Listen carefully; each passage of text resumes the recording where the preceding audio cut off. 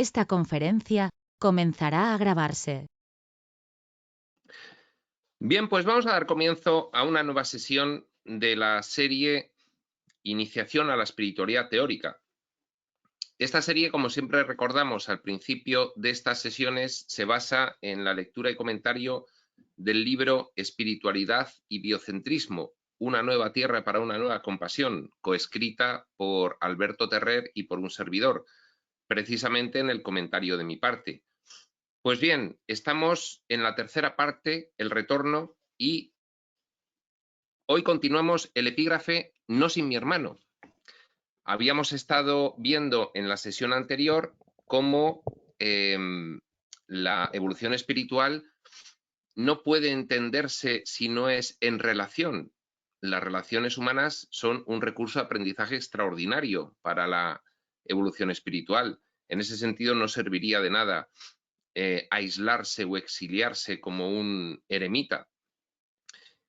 Habíamos estado comentando que para poder tener relaciones funcionales con los demás, y desde luego en el sentido en el que dice la espiritualidad mucho más, primero había que haber superado las disfuncionalidades uno mismo, es decir, haber logrado realizar una depuración, un trabajo interno, pues bueno, por el cual la persona había eliminado esas piedras más gordas del zapato.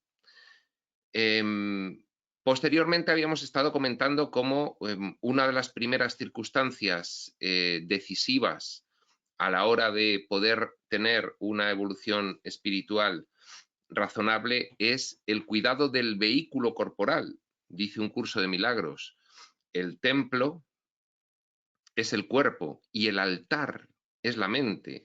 El altar está dentro del templo, con lo cual tenemos que tener el templo bien conservado para que el altar se pueda conservar también de forma conveniente. Y pues bien, habíamos estado hablando de todas estas cuestiones y nos habíamos parado justamente en un ejemplo que, enlazando con la última parte de la sesión anterior, dice: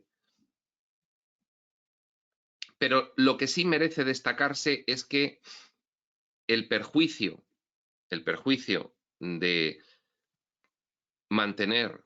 no realizar el trabajo interno y mantener graves disfuncionalidades en ti mismo de cara a las relaciones con los demás y a la evolución espiritual, lo que sí merece destacarse es que dicho perjuicio afecta en mayor medida a la sanación espiritual de la relación.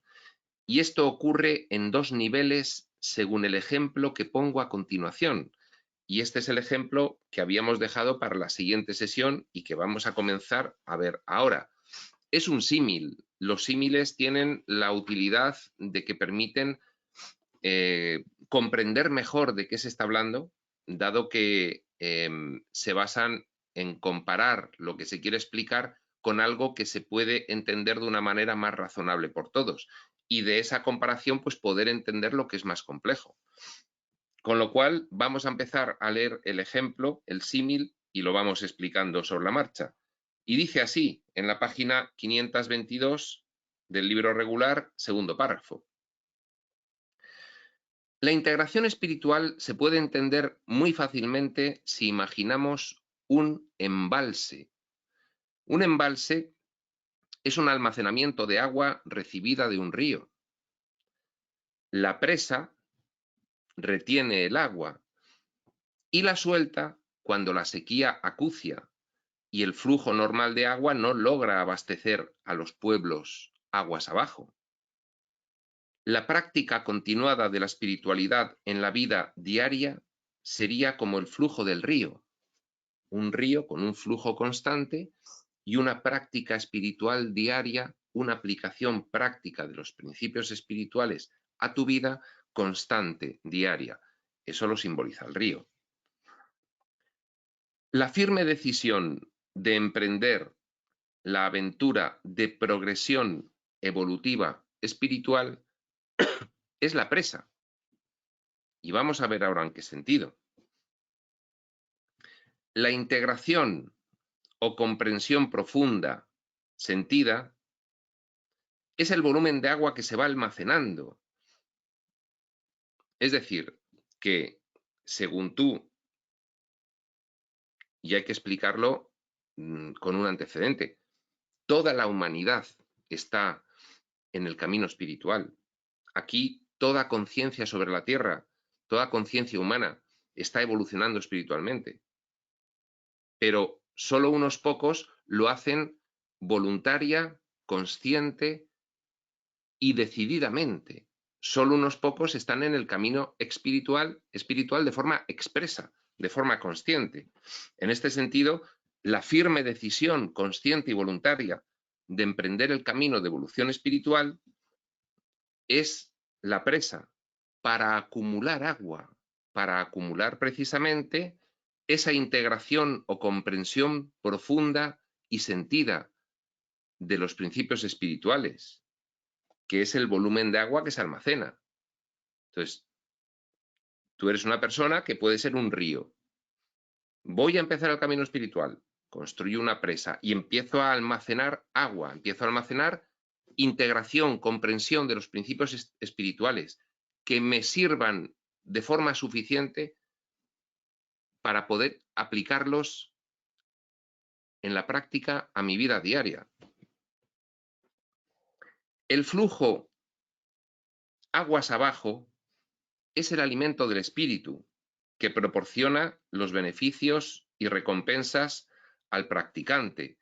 Es decir, una vez que tú ya tienes un acervo de sabiduría espiritual, pues vas dejando caer de la presa el agua para que vaya alimentando los procesos de tu vida diaria. Tienes ahí de sobra, entonces vas dejando salir de esa gran comprensión que has realizado lo que cada día vas necesitando. Eso es el flujo de agua, aguas abajo de la presa.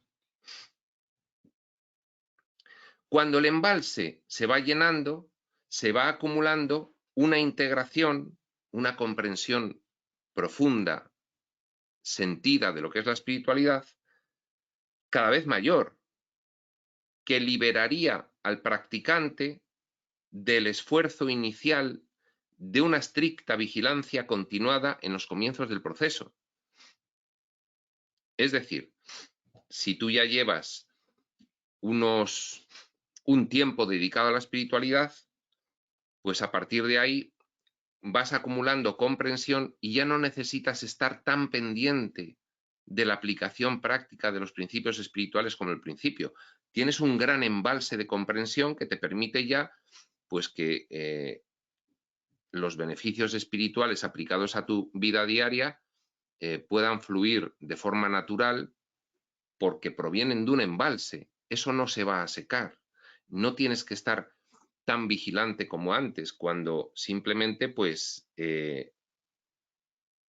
no podías permitirte el que hubiese una sequía. Una sequía sería pues una crisis vital, una desintegración. Entonces ahí sí tenías un problema.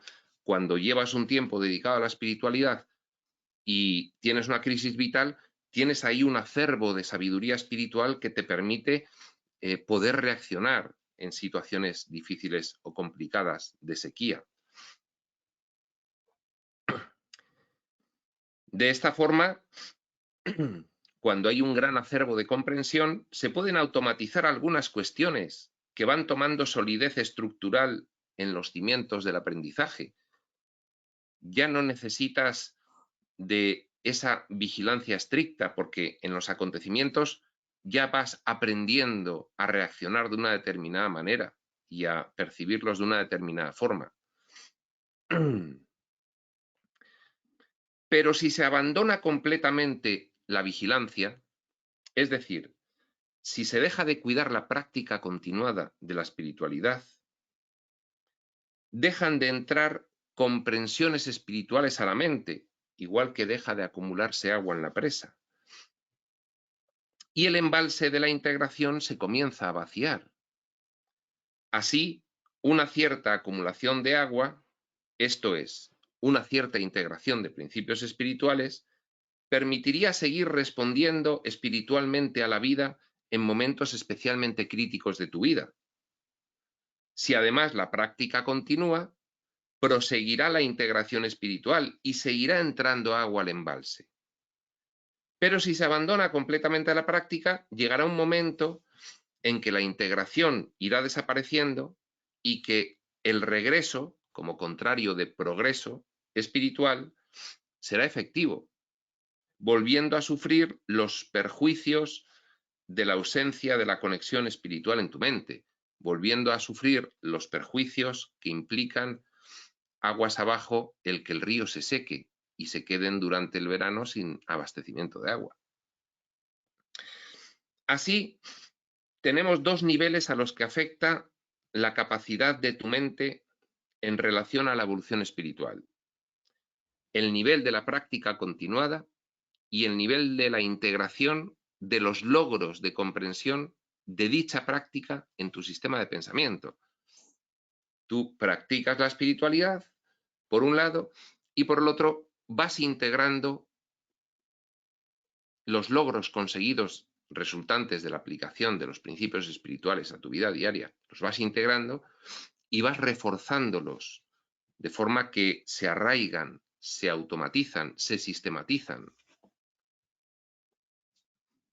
En este sentido, cuidarse en el sentido en el que lo veníamos diciendo en la sesión anterior, cuidarse física, cuidarse emocional, cuidarse intelectualmente, afectaría a ambos niveles, tanto al de la práctica continuada como al de la integración de los logros, tal y como funciona cualquier embalse. Y aunque es difícil que, después de disfrutar de los beneficios de tener un embalse regulador que implica afluencia de agua en tiempo de sequía, es difícil que uno se abandone de tal forma que se prive de ellos, es difícil que llegue el embalse a secarse. Ya tiene que haber una sequía demasiado prolongada, muy profunda, o una temperatura altísima. También es cierto que no cuidar regularmente el flujo de agua entrante haría secarse el embalse y eliminar todo beneficio, volviendo a la situación previa a la construcción del embalse. Es decir, podrían eliminarse todos los beneficios derivados de la decisión de emprender el camino de evolución espiritual de forma consciente y volver a la situación previa en el cual la vida, en comparación con la vida de integración espiritual, es un caos. Cierto es también que una vez que se ha construido el embalse, allí queda y puede volver a recuperarse el volumen de agua almacenado, volviendo a cuidar el flujo de entrada de agua. Es decir, una vez que se tomó la decisión de hacer la presa, aunque se vacíe del todo, bueno, puede ser incluso que la presa se rompa, pero ahí están los cimientos de la presa y se puede reconstruir rápidamente. Se puede volver rápidamente a tomar la decisión de volver al camino espiritual de forma expresa, comprometida, intencional. Así, en la progresión espiritual, creo sinceramente que, aunque hubiese un fuerte regreso evolutivo en el estudiante, aún quedaría la estructura del recuerdo de los beneficios espirituales que se tuvieron una vez, para siempre ese recuerdo, cuestión que contribuiría a que pudiese rescatarse aquella situación previa conseguida con más facilidad. Por otra parte, siguiendo con el símil, la calidad de agua que entra en el embalse es muy importante. Un animal muerto y en descomposición, un agente corrosivo, un potente tóxico, entrando intermitentemente, pero de forma continuada en el embalse, echarían a perder el nivel exigido de potabilidad del agua saliente, privando de los beneficios a los habitantes de los pueblos de recepción, lo que exigiría utilizar cloros y otras correcciones químicas que, aunque permitirían el consumo inmediato, causarían perjuicios en la salud a largo plazo en la población. Todo esto siguiendo en el símil de lo que vamos a decir ahora. Por eso, lo ideal es que el agua tenga siempre un origen natural, sano y conocido, como la nieve de unas altas montañas inaccesibles por agentes contaminantes. De igual forma, siguiendo el símil, es esencial la aplicación generalizada de la práctica espiritual con ausencia de graves incursiones en comportamientos egoicos extremos de carácter puntual que oscurezcan la integración espiritual con la culpabilidad inconsciente. Por eso no se debe hacer excepciones. Por eso llega un momento en el que las excepciones en el camino espiritual son graves rémoras, graves obstáculos que impiden avanzar. Lo cual supone un estancamiento en la progresión del estudiante, que puede afectar finalmente, a largo plazo, a su motivación. No logro evolucionar, llevo muchos años y esto no mejora, no sé qué hacer ya. Claro, sigues manteniendo piedras gordas en el zapato, sigues permitiendo que haya excepciones a la práctica espiritual constante y generalizada, y esas excepciones son muy perjudiciales. Sigues permitiendo que entren agentes contaminantes muy potentes, tóxicos y corrosivos a esas aguas, y la calidad del agua baja tremendamente, y eso puede llevarte a la frustración aguas abajo, a los habitantes de los pueblos, de estar consumiendo agua de baja calidad constantemente. Lo ideal, siguiendo el símil, es que todo trabajo interno y toda práctica se provea siempre del contraste interno emocional de las altas montañas de la divinidad en nuestra mente. El maestro interno, siempre tener el recurso de escuchar la voz interior espiritual, inaccesible por los agentes contaminantes del ego. Para terminar con la cuestión del cuidado del vehículo corporal, me gustaría proponer una regla general, bastante metafísica en este caso. Como vemos, el mantenimiento del vehículo en perfecto estado no tiene límites en su influencia en la capacidad de discernimiento espiritual. Esto lo explicábamos en la pasada sesión. Vamos a poner unos antecedentes para volver a explicarlo. Cuenta el libro de Durantia que en la progresión fisiológica, en la evolución fisiológica de las razas protohumanas, se tenía que ir mejorando la cepa biológica para conseguir finalmente una especie que pudiese alojar un cerebro capaz de tener un alto nivel intelectual, porque sin él no podría haber discernimiento espiritual. Pues bien, por esa misma razón, si se consigue que la especie humana tenga una alta capacidad fisiológica, biológica, para tener un cerebro capaz de alcanzar una alta capacidad intelectual, para poder tener discernimiento espiritual. Sin embargo, si el cuidado del cuerpo merma energéticamente la calidad y el funcionamiento de ese cerebro, tal como hacen las sustancias tóxicas de todo tipo, no solamente el alcohol y las drogas, sino la mala alimentación y los malos hábitos, entonces se está mermando la capacidad fisiológica para manifestar una capacidad intelectual para poder tener discernimiento espiritual. Y entonces se está afectando a la progresión espiritual de ese iniciado.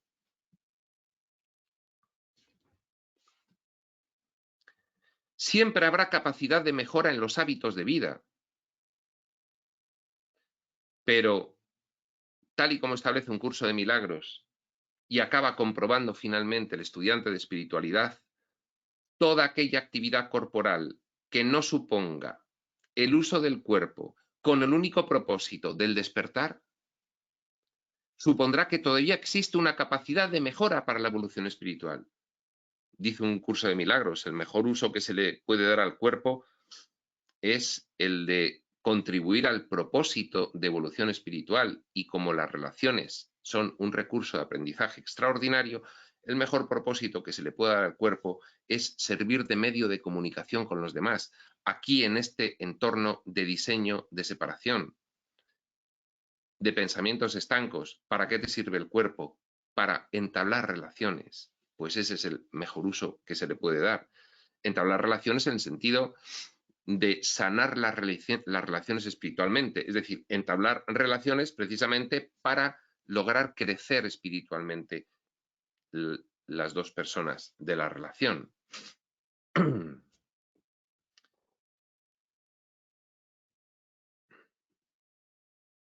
Y en este mundo se podría afirmar, tal y como lo hace el texto mencionado, que el auténtico propósito para el cuerpo físico es servir de medio de comunicación con tus hermanos, para la extensión de las realidades espirituales desde tu mente a la suya, a través de esa escenificación que conlleva toda relación, en múltiples formas, aunque todas ellas transidas por el ejemplo de vida que puedes ofrecer. Y bueno, yo aquí la verdad es que había incluido una poesía eh, que quería un poco reflejar la cuestión del cuerpo en el mundo, la cuestión del cuerpo físico. En fin, pues la voy a leer, ya que está aquí, y luego continúa el epígrafe. Y dice así: tomo conciencia de mi cuerpo teniente, lo noto, lo muevo, lo llevo y lo lío. Mas él no me contiene, no me define, no me derrota, ni me extasía. Es contingente. Mucho me ata, más me extenúa, a menudo me exige, incontinente. Lo traigo, lo tumbo, lo mezclo en encuentro bravío. Mas él nada me aclara, nada delata en su cruel fantasía. Indiferente. Y lo uso. Lo exhibo orgulloso de porte pudiente, lo blando sonriente, lo lanzo a las gentes como arma arrojadiza. Esa es la risa inconsciente y la decadente. Me lastima. Mas igual descubrí que llega a la gente y transporta lo bueno, lo recto y lo sabio, y el error y la duda tamiza. Es la sonrisa consciente y la creciente. Me conmina. Y lo uso en error y lo uso en acierto. Y lo uso. Bueno, pues esta era la poesía referente al cuerpo, que me había parecido bien incluirla aquí en medio de este epígrafe, hablando precisamente del cuerpo. Y ahora continúa y dice así: en otro orden de cosas, continuando después del paréntesis de la influencia del cuidado físico en la evolución espiritual, como ya he comentado anteriormente al hablar de la corrección del error perceptual, la razón, ya hemos dedicado aquí en este libro un epígrafe a la razón. La razón será un poderoso aliado en tu proceso de sanar tus relaciones. La razón provendrá directamente de renunciar a tu propia planificación en favor de la planificación del espíritu, del maestro interno, que te irá marcando el camino de forma natural, simplemente con que le dejes guiar. Esto es lo que se conoce en la espiritualidad como la entrega. Y esto se explica muy fácilmente. Uno echa la vista atrás a su vida y se da cuenta de lo errático que ha sido. Cualquiera de nosotros. La mente humana es falaz. La mente humana distorsiona, malinterpreta, no se acuerda. Y cuando toma decisiones, se equivoca, mucho y a menudo. Ese es el ego en acción. La razón para un iniciado espiritual es dejar las decisiones en manos del espíritu. Y la siguiente pregunta es, ¿y cómo se dejan las decisiones en manos del espíritu? Bueno, pues eso es una técnica precisamente que enseña la información espiritual. La decisión se deja en manos del espíritu atendiendo al sentimiento profundo que te genera cada una de las situaciones y decidiendo desde ahí, no en función de la referencia externa del mundo, sino en función de la referencia interna de tus sentimientos profundos, de aquello que te causa paz, dicha y gozo profundos, estables y duraderos. No de la emoción rápida de la euforia egoica del momento, sino atendiendo a la decisión que más paz te trae. Esto es lo que se conoce en la espiritualidad como la entrega al espíritu. ¿Y qué hago con esto? ¿Qué decisión tomo? ¿Qué actitud? ¿Qué reacción?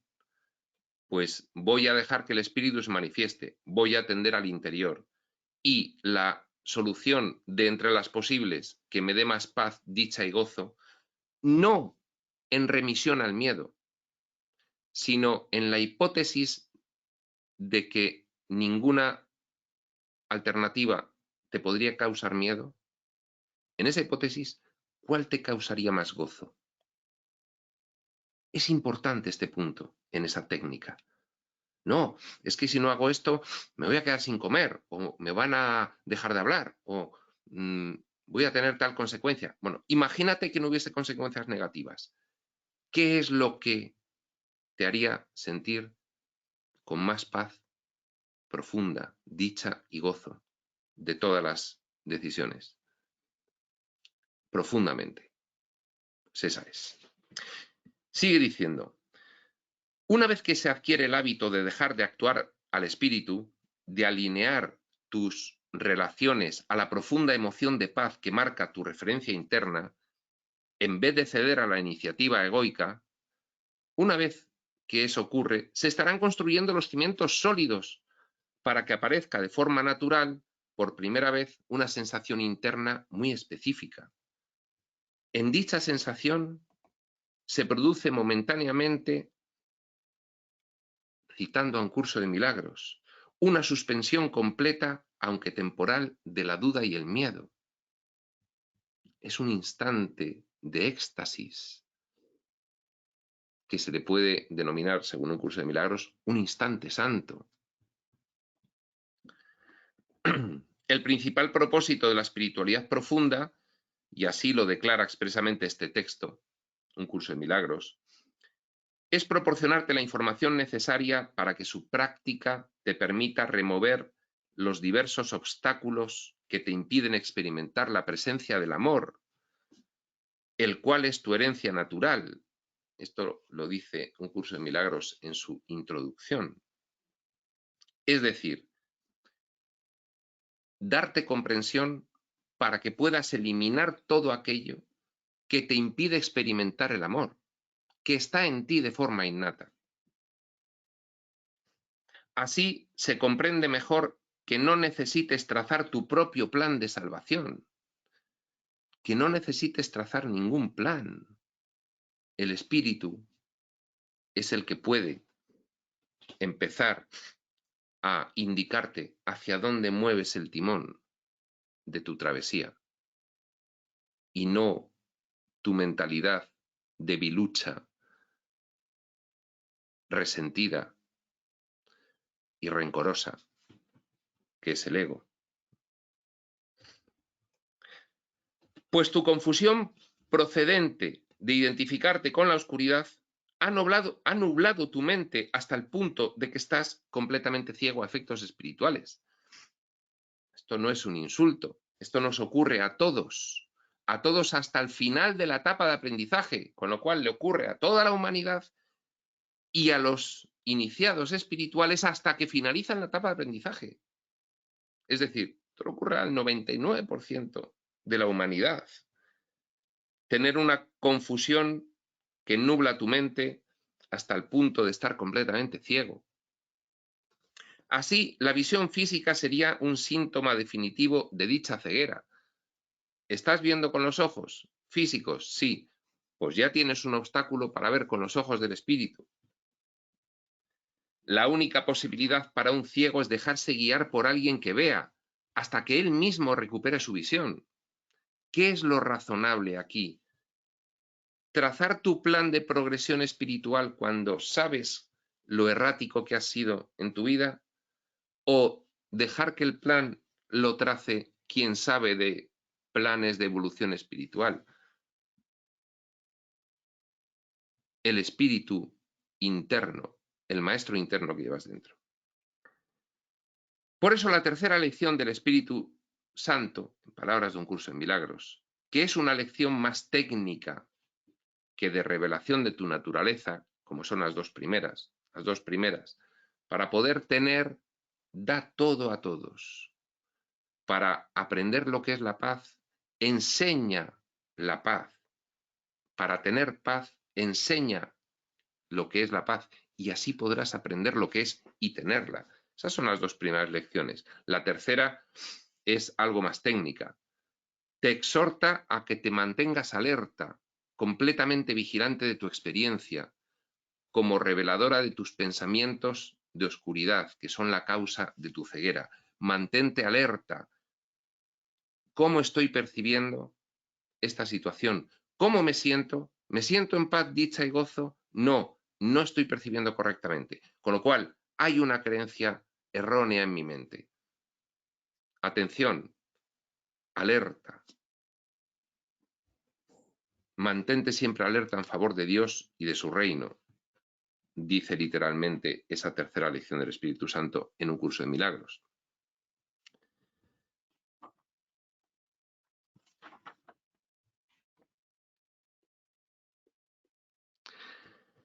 La práctica, continúa, de mantenerte alerta a favor del plan de Dios para la salvación es otra forma de entender lo que sería la entrega al Espíritu Santo.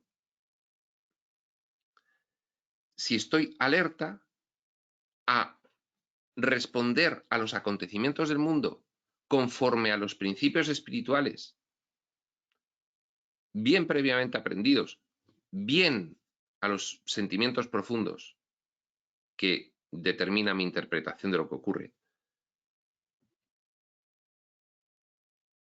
Es otra forma de entender lo que sería la entrega al Espíritu Santo. La entrega al Espíritu Santo es una fórmula que utiliza un curso de milagros que no siempre es bien entendida. Y merece la pena detenerse un poco en este concepto espiritual, que es la entrega al espíritu de una situación. En la práctica conlleva una regla de actuación consistente en hacer una previa determinación del propósito de cada situación en que te veas envuelto. Planificar, preparar cada encuentro, cada situación, cada acontecimiento. ¿Qué quiero yo representar aquí? ¿Qué versión de mí quiero expresar en este acontecimiento, en este encuentro, en esta relación? Planificarlo y tenerlo claro y ponerlo en marcha. Una previa determinación del propósito de cada situación en que te veas envuelto. ¿Cuál es el propósito a efectos del espíritu que quiero que resulte de esta determinada situación? Esa sería la pregunta. Siempre que estableces previamente lo que quieres que resulte de un acontecimiento, abandonas el riesgo de dejar al azar ese resultado, que sería tanto como dejar que el ego maneje la situación y que empezasen a saltar a primera línea creencias limitantes y condicionadas inconscientes que te harían reaccionar sin darte cuenta a esa situación de manera que se echaría a perder, como bien sabes que ocurre, dado que tantas veces ha sido así. Preplanifica cuál es el propósito que quieres que se derive de ese encuentro, de ese acontecimiento, de esa situación. Esa es una forma práctica de permanecer alerta en favor de Dios y de su reino. Siempre que estableces previamente lo que quieres que resulte de un acontecimiento, repetimos, abandonas el riesgo de dejar al azar ese resultado, ¿Qué sería tanto como dejar que el ego maneje la situación, lo cual siempre acaba en caos? La predeterminación del propósito, esta es la técnica, predetermina el propósito que quieres que resulte de una situación que sabes que se va a producir. Voy a tener una reunión con, o voy a encontrarme con mí, o voy a verme envuelto en esta situación. Bien, ¿qué es lo que quiero que resulte de ella a efectos de mi progresión espiritual? Pues ya vete con ello planificado, para que no se quede al azar tu reacción ante ello. La predeterminación del propósito permite que se produzca esa suspensión completa de la duda y el miedo. Ya vas preparado y mentalizado de que vas a responder como el espíritu. Eso es como magia. Te centras en tu naturaleza, que es el amor, y no deja resquicio al miedo. Se produce esa suspensión completa de la duda y del miedo. Entras con confianza en esa situación, de manera puntual. Un curso de milagros denomina a este momento el instante santo. El instante santo permite, pues, un momento en el que la entrega total de una situación de conflicto que vives al maestro interno, habiendo previamente establecido dicho propósito, te permite transformar la visión física en visión espiritual por un instante en el que reconoces esa situación tal como es en realidad y no tal como aparenta ser en este diseño físico material, en el mundo. En el instante santo sientes tu plenitud, tu unidad con el universo real. Abandonas la proyección, renuncias a la defensa, pues sientes que no hay nada de qué defenderte y contemplas la impecabilidad de tu hermano por encima del aparente conflicto, porque te has preparado para ese encuentro. Y entonces ese instante santo para ti se convierte en un encuentro santo para los que participáis en ese acontecimiento, porque tú lo has previamente planificado de esa manera. O puede convertirse en un instante santo para en un encuentro santo para los demás y en un instante santo para ellos. Para ti, desde luego que sí, porque lo has planificado así.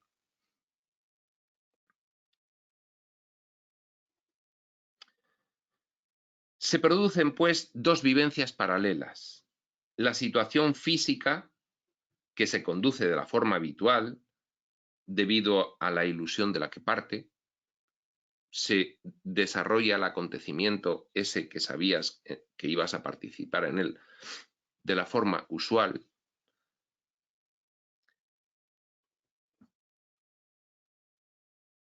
Y tu propia sensación interna de dicha situación. Dos vivencias paralelas para ti.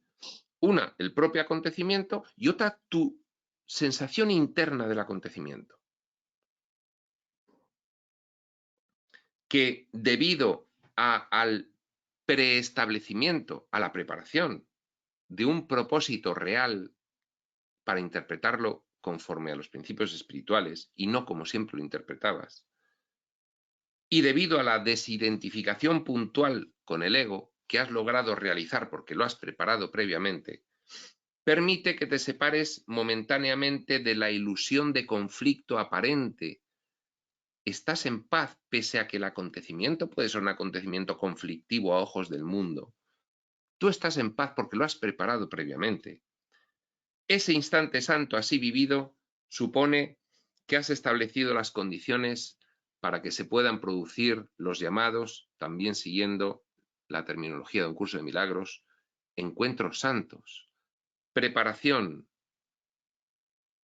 llega el acontecimiento, para ti un instante santo, y permites que para los demás pueda ser un encuentro santo si ellos logran también hacer de ese acontecimiento un instante santo. Si no, lo será para ti y habrás dado el ejemplo. Más no se te puede pedir a efectos espirituales.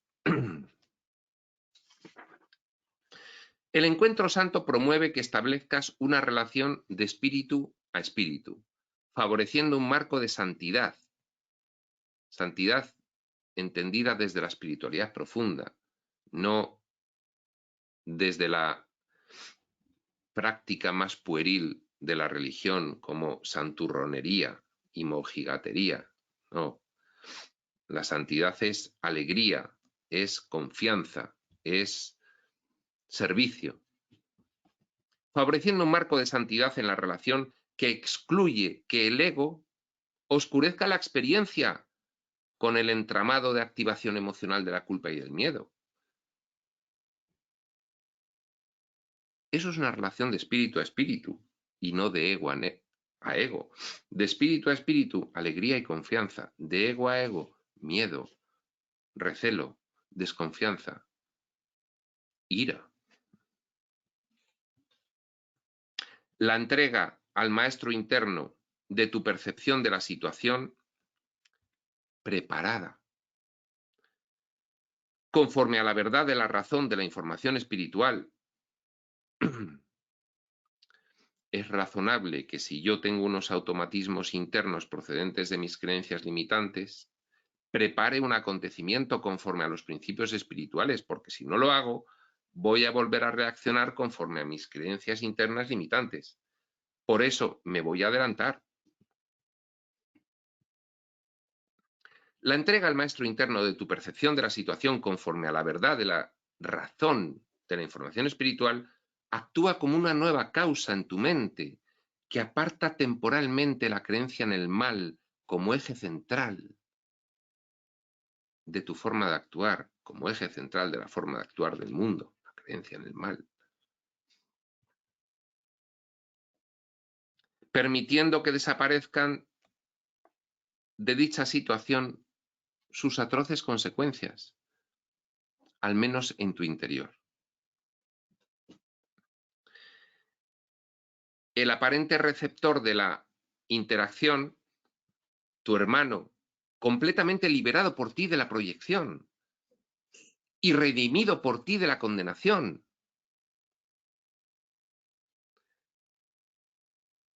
Fíjate, el receptor de esa interacción en ese acontecimiento, en esa situación que has preparado, la otra persona que participa o las otras personas que participan en ella, cuando tú les has tratado de espíritu a espíritu y les has, por lo tanto, liberado de la proyección de tus creencias limitantes en ellos y eximido del juicio sobre ellos, que es lo que habitualmente se realiza en el mundo, obtiene con tu ofrecimiento, tu hermano obtiene con ese ofrecimiento que tú haces de contemplarle tal cual es en realidad, un espejo en el que descubre su propia inocencia.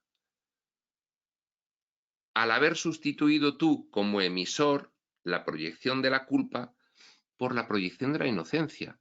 Tú no le estás reflejando a él su culpa, sino su inocencia. No le estás mirando como al humano de ese acontecimiento, sino como a un espíritu que está experimentando ahí lo mismo que tú, con un velo inconsciente, pero tú te has dado cuenta y le tratas así y le ofreces esa escenificación a él, para que él diga, me están viendo de forma inocente. ¿Será que eso puede ocurrir? Y puede ser. Fíjate, ahí está el milagro.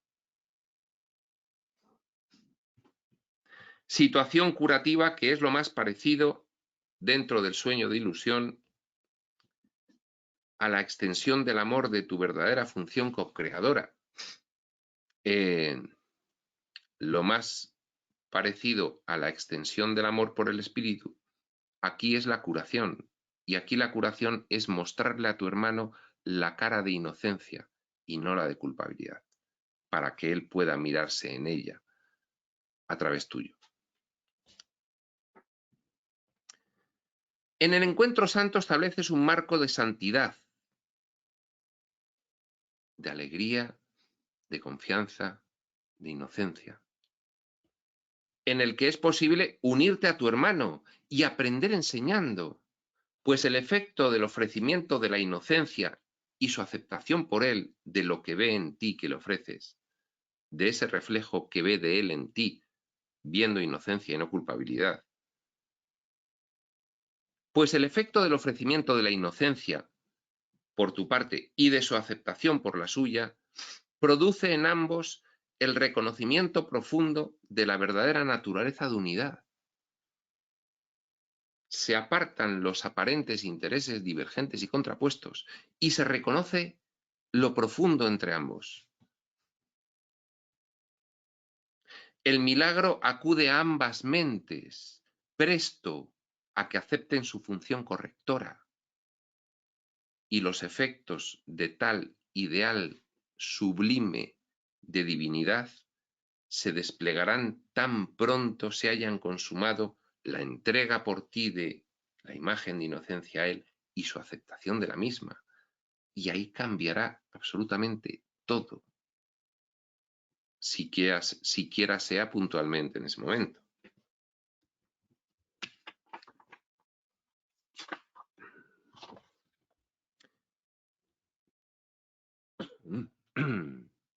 Una vez que el instante santo ha llegado, lo cual se produce por acción del espíritu residente en tu mente, una vez que hayas establecido las condiciones requeridas para ello,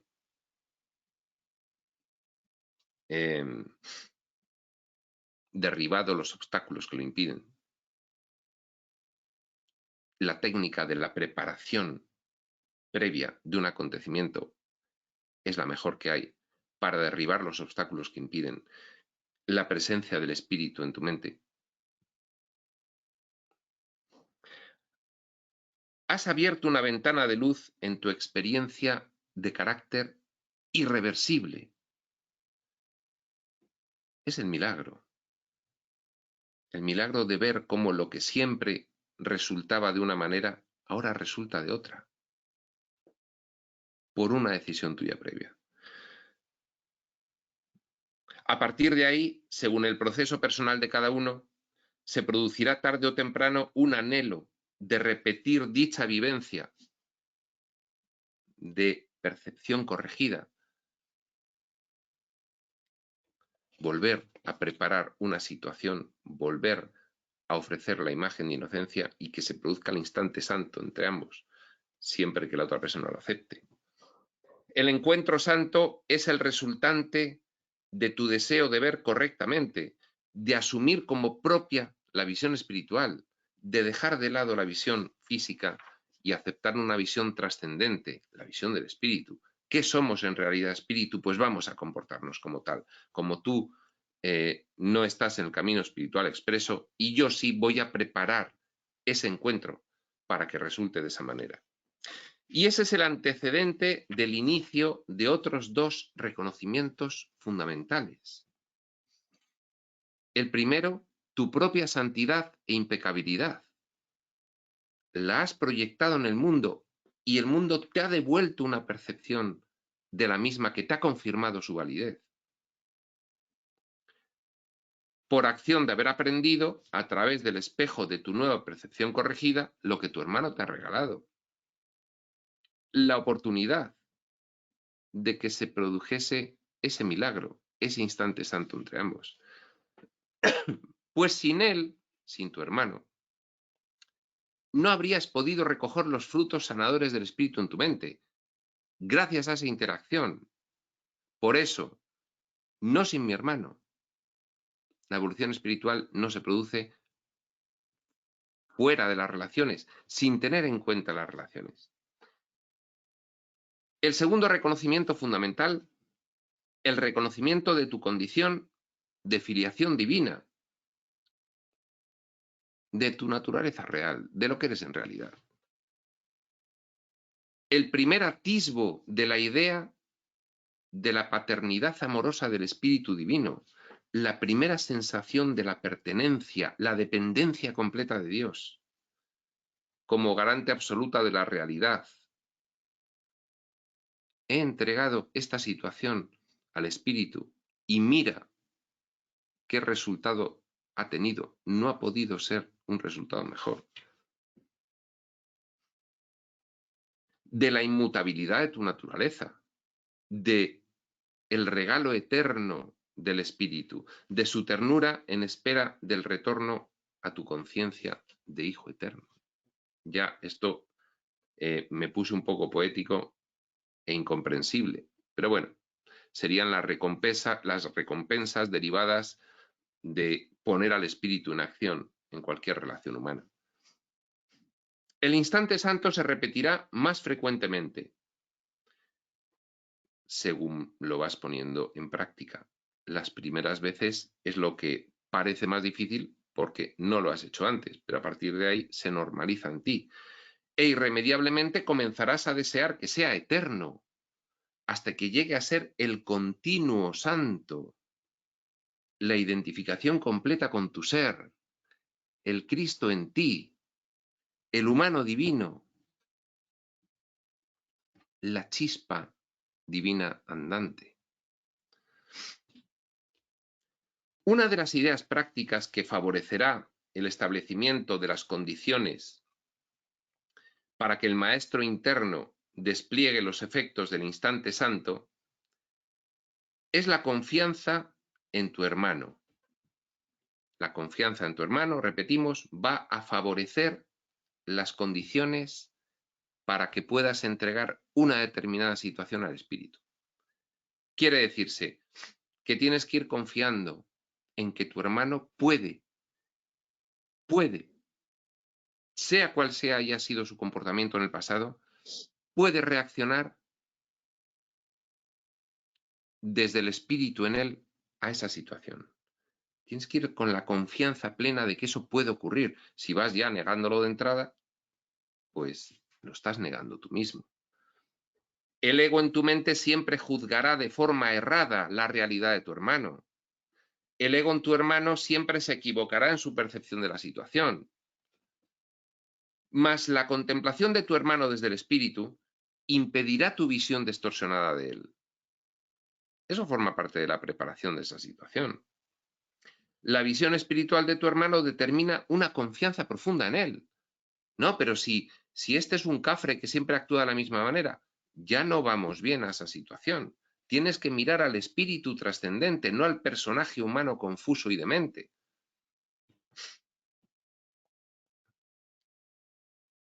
La visión espiritual de tu hermano determina una confianza profunda en él, repetimos, pues contemplarás el espíritu trascendente a los devaneos variables del ego y podrás sentir tu confianza absoluta en su inocencia, aún latente, a la espera segura del reconocimiento por su parte de la tuya.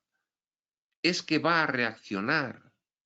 Igual no lo escenifica, pero en su interior se ha empezado a detonar una reacción diferente, porque tú has actuado de forma diferente en ese encuentro. Y eso nunca, nunca va a dejar de tener efectos, conscientes o inconscientes, en tu hermano. Si realmente hubiese podido establecerse otra realidad paralela a la divina, Dios se habría dividido en dos realidades, el mal y el bien, el pecado y la inocencia. Entonces el pecado sería real y este mundo no evolucionaría hacia la realidad, no sería a nuestros ojos cada vez más bondadoso. Habrá gente que piense, el mundo es cada vez menos bondadoso. Bueno, es que piense en la época romana y la compare con la actual. A ver si el mundo eso no es más bondadoso. Hay una evolución lenta, cíclica, con forma de dientes de sierra, pero en proyección creciente constante.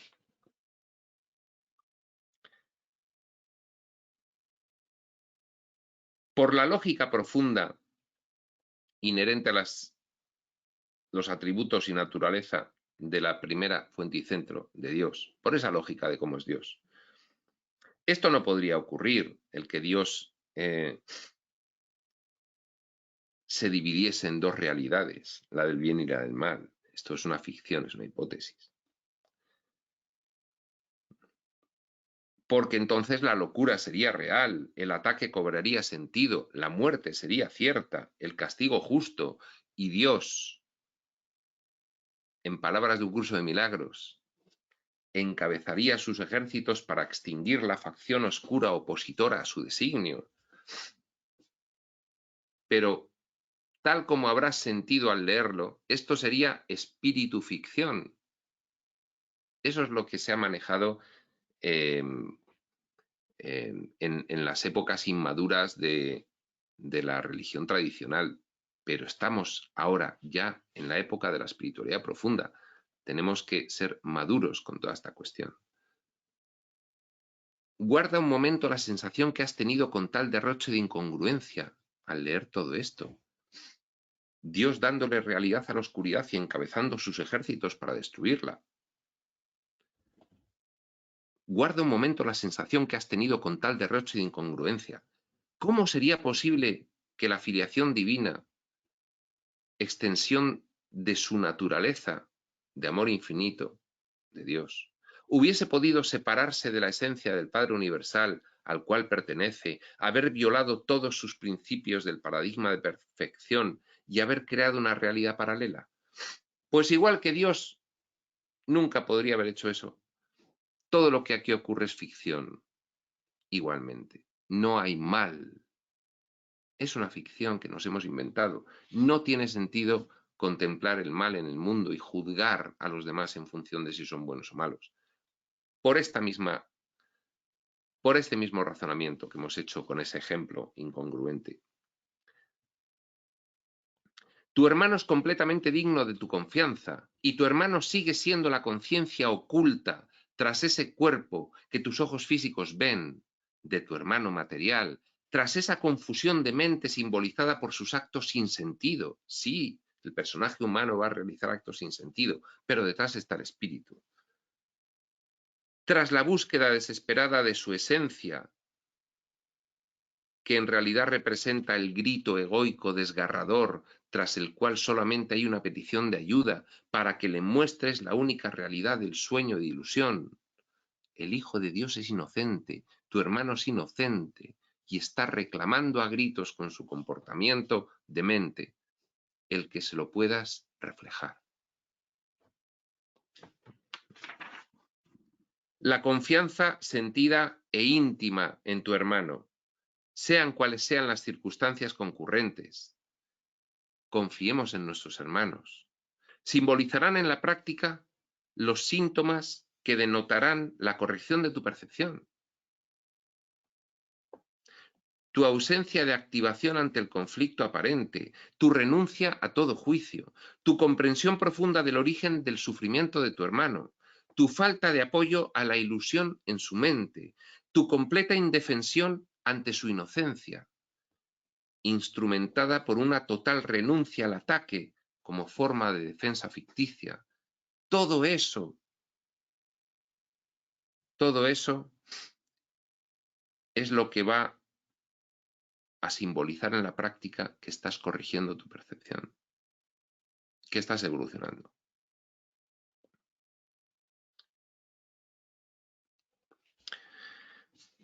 Dichos síntomas de tu renovada confianza serán la única forma real de mostrarle el camino a tu hermano. Confianza en él. Y así, a su vez, que tú lo aprendas para ti de forma consistente. Mostrando confianza en él, aprenderás la debida confianza en ti. Prevengamos de nuevo la confusión de niveles. Ya hemos hablado de la confusión de niveles.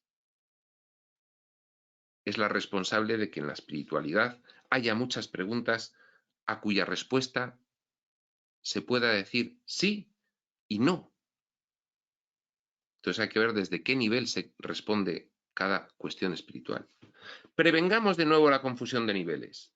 La ausencia de la evolución mental suficiente en ti como para no haber establecido las condiciones requeridas para que el espíritu residente en tu mente facilite el instante santo en la misma.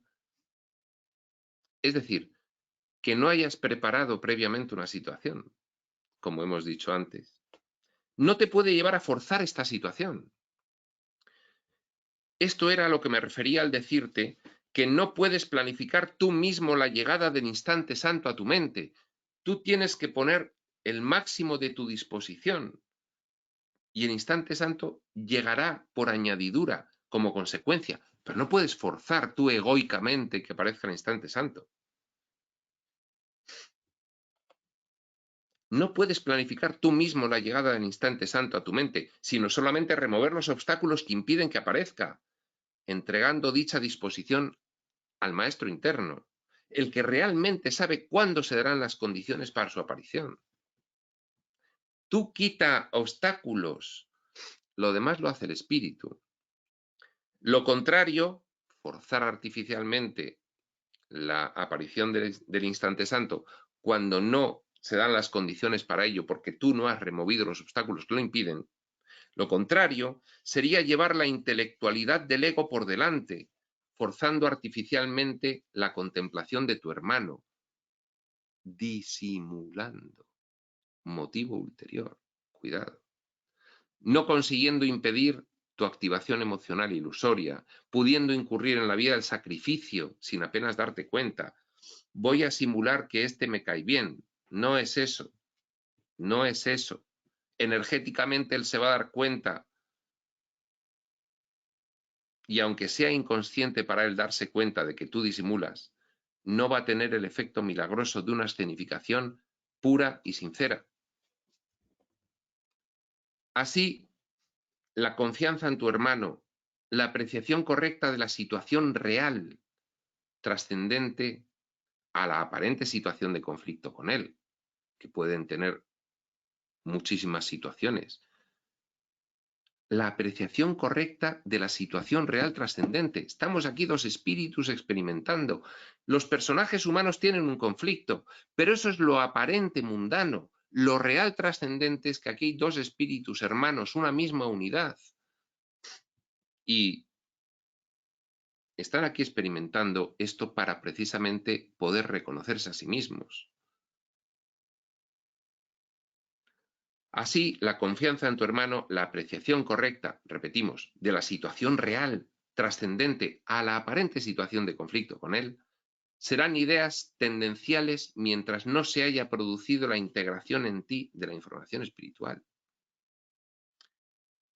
Si tú no pones en práctica la información espiritual y empiezas a integrarla, a sentirla profundamente, a hacerla tuya, no vas a poder preparar una situación porque no te lo vas a creer.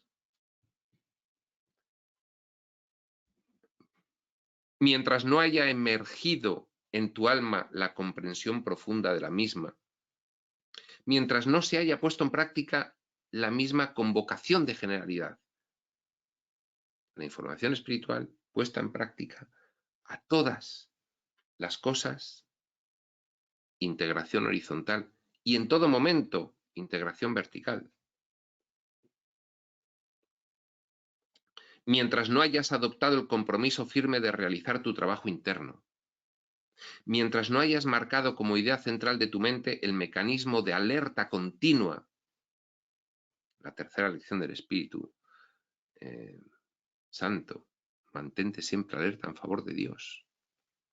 Mientras no seas un observador avezado de tus emociones y comportamientos, mientras no seas un experimentador entregado al laboratorio de tu experiencia, mientras no hayas removido los obstáculos para que el instante santo despliegue la purificación del altar de tu mente, para que el maestro interno pueda allí depositar el regalo divino del reconocimiento de su verdad. Bueno, toda esta última parte era muy poética, pero bueno, ahí estaba y había que leerla. En realidad, la explicación de lo que implica la máxima espiritual, no sin mi hermano, pues creo que sí que aparece ahí relativamente conseguida. Pues bien, aquí acaba este epígrafe. Esta segunda parte del mismo y el epígrafe entero.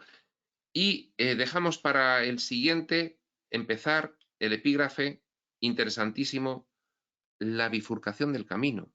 Seguiremos avanzando con estos conceptos espirituales para tener una idea bastante general de la información espiritual y de los principales conceptos. Pues sin más, prospector.